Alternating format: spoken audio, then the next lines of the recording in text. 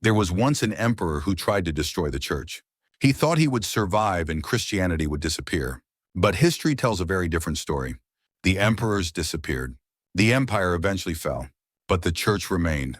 In AD 64, the Roman Emperor Nero began persecuting Christians. And the persecution did not end with him. As emperors came and went, believers who refused to deny their faith were imprisoned, dragged into arenas, and sometimes even killed. People must have thought this is the end of the church. But something astonishing happened. The church did not collapse. It became stronger. Why? Because persecution could not take away their faith. The world tried to break their faith with violence, but believers refused to give up their love for Jesus Christ. The early Christians lived with this conviction. The emperor may take our lives, but he can never be our Lord. Their faith was stronger than fear. Their faith was stronger than death. And history reveals an amazing truth. Persecution did not destroy the church. It purified the church. Those whose faith was only superficial walked away. But those who truly loved Jesus remained, and their faith became even stronger. This was one of the ways God built his church.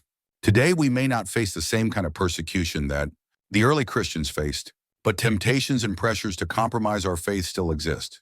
The world constantly whispers, "Why live like that? Just compromise a little, and life will be easier." But God says, "Be faithful to the end. Hold on to your faith." The book of Revelation was given to believers facing exactly this kind of challenge. It was not written to fill people with fear. It was written to promise victory to those who remain faithful to the end. So we do not need to fear the times in which we live. We need to trust God more. The same God who sustained the early church will sustain our faith today.